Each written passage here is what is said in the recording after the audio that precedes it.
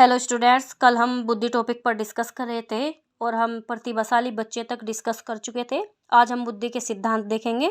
सबसे पहला है एक कारक सिद्धांत। देखिए, एक कारक सिद्धांत को अल्फ्रेड बिने ने दिया था। उन्होंने बताया कि सभी व्यक्तियों में एक ही प्रकार की बुद्धि होती है जो सभी कार्यों में कार्य करती है, लेकिन इनके इस सिद्धांत की आलोचना हुई। फिर द्विकारक सिद्धांत आया। ये चार्ल्स स्पियरमैन ने दिया था। इस कारक को स्पियरमैन के द्वारा दिया गया। उन्होंने बताया कि बुद्धि दो तत्वों से मिलकर बनी होती है। इसके दो तत्व होते हैं, एक सामान्य तत्व होता है और एक विशिष्ट तत्व होता है। फिर स्टर्नबर्ग का त्रितंत्र सिद्धांत आया। स्टर्नबर्ग ने त्रितंत्र सिद्धांत दिया। उन्होंने बताया कि बुद्धि तीन प्रकार की होती है, एक अनुभवात्मक, एक गठकीय और एक व्यावहारिक बुद्धि। फिर हार्वर्ड गार्डनर आए। उन्होंने बहुबुद्धि सिद्धांत दिया। देखिए, ये थ्योरी इस बात पर बल देती है कि बुद्धि की अलग अलग दिशाएं होती हैं। हार्वर्ड गार्डनर ने वैसे तो कई प्रकार की बुद्धि बताई है, लेकिन हम केवल 7-8 बुद्धि को ही डिस्कस करेंगे। सबसे पहली बुद्धि इसमें भाषाई बुद्धि होती है, यानी कि लिंग्विस्टिक इंटेलिजेंस। देखिए, जिन व्यक्तियों की भाषा पर अच्छी पकड़ होती है उनमें भाषाई बुद्धि पाई जाती है।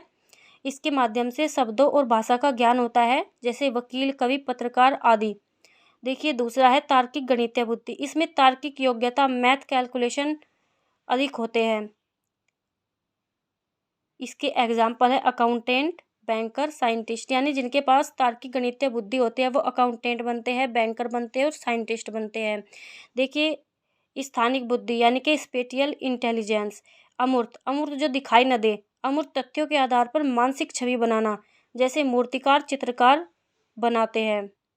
देखिए, जैसा कि कोई मूर्तिकार है और उसे कोई मूर्ति बनानी है, तो वो अपने मन में छवि बना लेता है कि भाई मुझे मूर्ति खड़ी हुई बनानी है, बैठी हुई बनानी है, कैसी बनानी है। तो वो अपने मन में छवि बना लेता है और फिर उसी के आधार पर वो जो मानसिक छवि बनाता है उसके आधार पर वही वो मूर्ति को बनाता है। अब है शारीरिक गतिक बुद्धि। यह है शरीर को गति देने वाली बुद्धि, जैसे कि अभिनेता है, अभिनेत्री है, रेसर है। अब है संगीतात्मक बुद्धि। इस बुद्धि के अंतर्गत संगीत की बुद्धि अधिक होती है, जैसे सिंगर है, एंटरटेनर है, कंडक्टर है। अब है अंतर्वैयक्तिक बुद्धि। देखिए, इसको हम इंग्लिश में भी याद करेंगे, इंटरपर्सनल इंटेलिजेंस, यानी कि इंटरैक्ट करना। इसके द्वारा एक व्यक्ति दूसरे के साथ कैसे इंटरैक्ट करता है ये पता चलता है।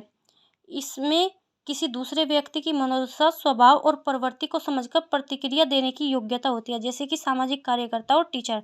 अब है अंतर्वैयक्तिक बुद्धि, इंट्रापर्सनल। इसके द्वारा खुद के साथ इंटरेक्ट किया जाता है, जैसे कि आध्यात्मिक गुरु है, साइकोलॉजिस्ट है। अब है प्रकृतिवादी बुद्धि। देखिए, इस बुद्धि के व्यक्ति प्रकृति के नज़दीक होते हैं और जानवरों, पौधों, धातुओं आदि प्राकृतिक संसाधनों से उनका लगाव रहता है। देखिए, इनकी आलोचना भी हुई थी, क्योंकि बुद्धि का मापन नहीं हो सकता।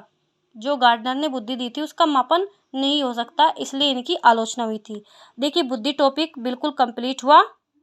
Thank you.